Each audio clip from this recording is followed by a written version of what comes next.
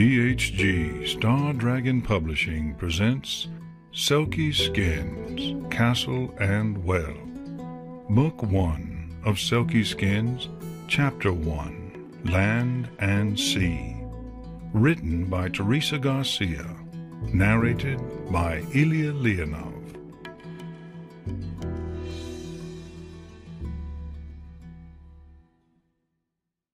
The waves washed over the rocks of Seal Point, steadily lapping their way up over the tide pools. The breeze had the characteristic bite of the northern island sea air, and was filled with the cries of gulls and seals. Blue eyes gazed back toward the half-empty dock, her mother's vessel, the Sea Witch, a wooden fishing vessel that Kirsty had no idea how old it really was, had been gone since a couple of days after David's visit.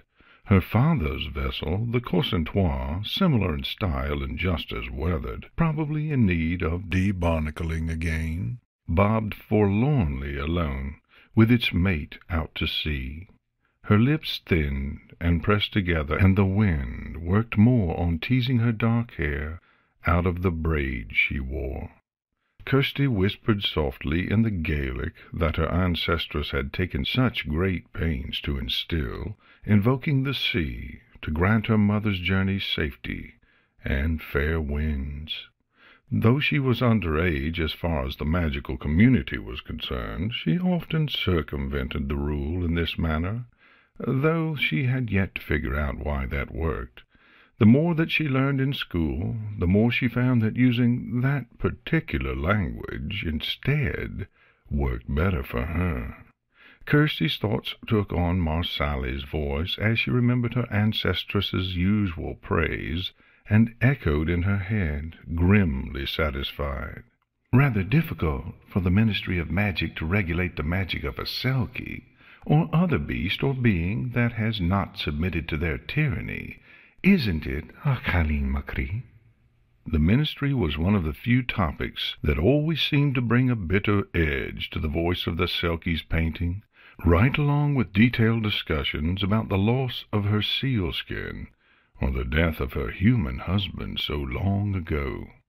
Hooves sounded behind her, striking rocks, and then muffled in the sand between, and several moments of picking their way down the beach-front resulted in Byron's whinny behind her. "Kirsten, I've got the fire stoked up again and the savoury pie in the oven. I know you've got to be getting yourself into your school mindset, but the wounded Selkie needs your attention.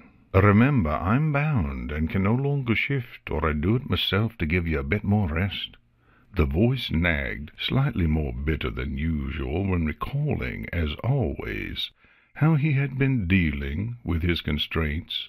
She turned around to stroke the Kelpie's nose, nesting her forehead against the wet, green, slightly tacky muzzle.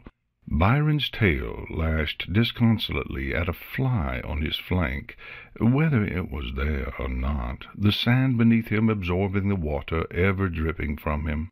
His pointed teeth bared a bit, the urge to eat whatever was distressing the daughter of his current mistress strong. "You'd be out there with Mom right now, if not for me." "Aye, but you'll need a ride to London. I can catch up with her once you're safely off and ensconced next to your friends." He paused and sighed. "One day you might be out there with her, especially if you end up trying to find new things from the sea for your potions. For now, though, you can help her on her missions. You'll go to school and get trained in human magic, too. Then you'll be ready if she needs you. And besides, you'll get to see David meanwhile. True, Akri?" Kirsty flushed at the mention of David. Byron chuckled a little. "I remember when your mother was this age. 18 was just as shy about all things for no." He nudged her up toward the stone house, a flowering vine currently working its way up to arch the doorway, a protective measure installed again before her mother's departure. "How about I tell you one of your mother's adventures while you work?" "I'd like that." Meanwhile, older blue eyes cut their gaze over the stormy sea. The past month's sail had brought more storms than usual on her voyages, almost as if the sea itself wanted to push her limits. Mara had been in a strange mood all summer, and Etienne had had to deal with it. Between Mara of the sea and the Lady of the Well she was always busy enough, but a water witch often found herself dealing with far more than she was ever given credit for in the magical world. For the time being, at least, she was still on course. Though she could not see the stars currently, she could feel them. Etienne wasn't fully sure where she was off to this time anyway. The letter the owl had brought had contained one small vial of water, and only the instructions that it was urgent that she track down the source of it. With instructions like this, perhaps it made sense that her daughter preferred the idea of potion-making. It was safer seeming on the surface. Yet she still remembered the day that Tommy Tucken had accidentally put too much pomegranate juice in his potion. To this day he still had no eyebrows, and she still had yet to figure out how he'd added that instead of toad blood when vials had been so clearly marked. She tried imagining the same sort of accident happening to Kirsty, but simply couldn't. Far too careful, and even more so was the young man that had become so close to her daughter. Thunder boomed and rolled, the sky opening up shortly after, yet again pouring down cold rains to run off the deck. It couldn't have been a whale spirit giving birth to a spring stuck the wrong way, or something else equally land-bound. Her gaze went to the vial of water clamped where she could check it near the helm, eyes widening as it began to glow a vivid blue. At least I'm getting closer. Suddenly something tingled at the edges of her senses.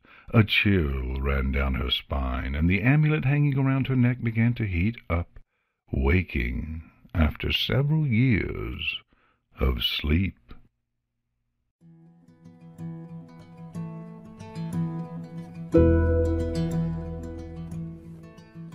This has been a THG Star Dragon Publishing production of Selkies Skins, Castle and Well.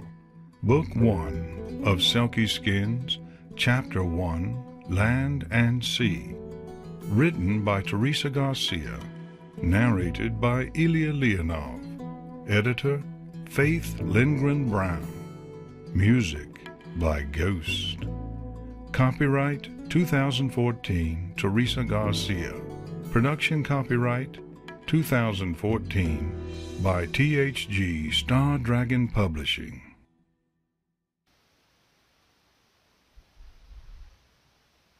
Hello, I'm Teresa Garcia, although I will answer to Teresa, and quite a few people know me as Amehana Arashi. I hope that you enjoyed this first chapter of the first book in the Selkie Skins series. This has been available in print and ebook formats since March of 2014. I met Illya as a result of my travels in Second Life. I was encouraged to become a part of the MLP community by the very same special person that gave me the final spark to create Kirsty and the third major plot line in a set of 3 intertwined series of mine, which got their common starts back in the early 1990s. I am immensely grateful to Vidiz for everything that he has ever done for and given to me, both physical and non-physical. Without him, Selkie Skins wouldn't be, nor would I have met Illya. Illya is a joy to work with, and the very first moment I heard his voice in the library at the Ardennes Sim, I was hooked. It actually took a great deal of time to work up the courage to approach him about narrating some of my works, as I had been scouting for voices for some time after numerous requests to add audiobooks to what my publishing offers. After a good bit of burbling and some words of encouragement, though, I finally did ask, and got a yes. I can't tell you how ecstatic I was to secure a voice like his. He stays on top of his narrations and still runs a business of his own, and through the recording process was often asking for feedback and always letting me know when delays came up. Those were more frustrating to him than to me, because he was showing me that he was someone I could count on, and I am honored to call him a friend. He will be narrating other works of mine as well. He has requested to record the prequel to Castle and Well, which is The Book of Seals, Pearls of Sea and Stone. This follows Kirsty's discovery of a collection of sea myths from Selkies. Other things that are on the plate with me are books for the Dragon Shaman series. He also narrates a lot of fan fiction audiobooks. If you check in the video description, you'll be able to find links to his YouTube and his SoundCloud channels, and also where to find the audiobook of Selkie Skins. Thank you very much for listening, and again, I hope that you enjoyed this. Please feel free to subscribe.